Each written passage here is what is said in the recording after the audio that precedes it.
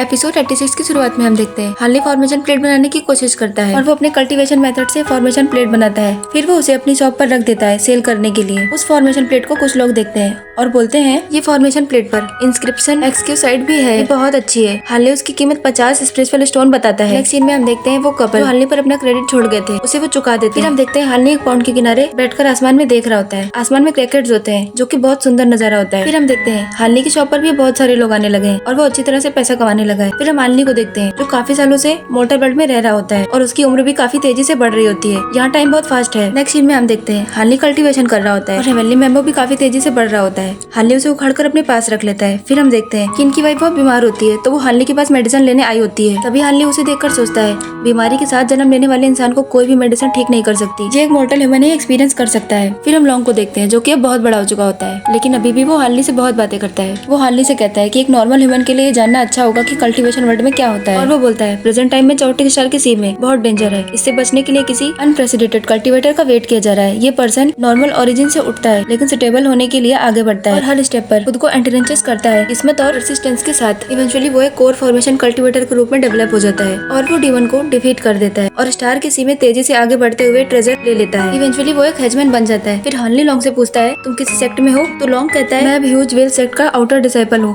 और मैं heavenly star city के घाट का चार्ज संभालूंगा। तभी हार्ली हंसते हुए कहता है तुम्हारा सेक्ट तुम्हें स्टोरेज पाउच भी नहीं देगा, तुम किसी भी चीज को कवर कैसे करोगे? लॉन्ग कहता है उन्होंने कहा ये सिर्फ अंडर डिसाइपल के पास होता है, कोई बात नहीं, ठीक है। तो हार्ली लॉन्ग से पूछता है अगर सच में तुम्हें कोई ट्रेजर मिल जाए तो क्या तुम उसे हाथ में पकड़कर पूरी मार्केट में दिखाओगे? तो लॉन्ग कहता है ऐसा सच में हुआ तो मैं सबसे पहले आपको दिखाऊंगा, हम दोनों बिल्कुल भाई जैसे हैं। फिर वह मास्टर सी आ जाते हैं और वो हार्ली को चेस खेलने के लिए बुलाते हैं। हार्ली उनके साथ चेस खेलने के लिए चला जाता है। फिर हम देखते हैं वो दोनों चेस खेल रहे होते हैं। तभी ही कहते हैं कि मैंने सुना है कि लॉन्ग एक सेक्ट में इन्वॉल्व हो गया है। उसने ये नहीं बताया कि उसे कौन से स्पिरिचुअल रूट मिली है, शायद ही झूठ हो सकता है लेकिन ह्यूमन के लिए उसे कहीं न कहीं से संबंधित होना चाहिए, तभी उसे एक मास्टर मिल सकेगा। तभी हार्ली अपने पास्ट में मास्टर के बारे में सोचने लग जाता है। फिर वो चेस खेलने लगता है और कहता है मोर्टल मास्टर ही, क्या आप मुझे जानबूझकर जीतने दे रहे हैं? तभी मास्टर ही कहते हैं हाँ, अगर आज इसे मैंने नहीं किया तो मुझे दूसरा चांस नहीं मिल पाएगा, तो काफी एम्बेरेस्ड होगा। मैं लगभग अपनी लाइफ के एंड तक पहुंच चुका हूँ, फिर मुझे अभी तक कोई भी ब्रेक थ्रू नहीं मिला और कल से मैं अपना डू और डाई क्लोज डोर ट्रेनिंग शुरू करने जा रहा हूँ, इसलिए मेरे पास अब आपके साथ चेस खेलने के लिए बिल्कुल भी टाइम नहीं रहेगा। फिर हार्ली कहता है आपकी ट्रेनिंग खत्म होने के बाद हम यहीं से कंटिन्यू रखेंगे और नेक्स्ट सीन में आप मुझे जानबूझकर जीतने मत देखना। फिर हार्ली वहाँ से चला जाता है और मास्टर ही कहते हैं तुम अपनी स्किल के अच्छे से प्रैक्टिस करना। 2 महीने बाद हम देखते हैं एक जगह पर एक लेडी एक बच्चे को जन्म देने वाली होती है और वहाँ के सभी लोग उसकी केयर में लगे होते हैं और हार्ली ये सब देख रहा होता है। फिर हार्ली उस जगह पर आ जाता है जहाँ पर वो ही के साथ चेस खेला करता था। तभी वहाँ उसे किसी की आवाज सुनाई देती है। फिर हम देखते हैं वहाँ एक वॉल पर हार्ली को कुछ लिखा हुआ दिखाई देता है जो कि मास्टर ही लिख के जाते हैं। वहाँ मास्टर ही अपने पास्ट के बारे में सभी चीजें लिख के जाते हैं। बताते हैं कि जब मैं छोटा था तो मुझे चेस खेलना बहुत पसंद था, पूरे विलेज में फेमस था, सभी लोग मुझे प्रोटाइगी बोलते थे। जब मैं बड़ा हुआ तो मैं एक माउंटेन पर गया, वहाँ मेरी मुलाकात एक मॉन्क से हुई। मैंने 3 दिनों तक चेस खेला और लास्ट में मैं जीत गया। मॉन्क ने मुझे एक मैजिक दिखाया, उन्होंने फ्लाइंग इविजन टेक्निक दिखाई जो मुझे बहुत अच्छी लगी। फिर मैंने भी चेस छोड़ दिया और इसकी प्रैक्टिस करना शुरू कर दिया, पर मुझ में ये टैलेंट बिल्कुल भी नहीं था।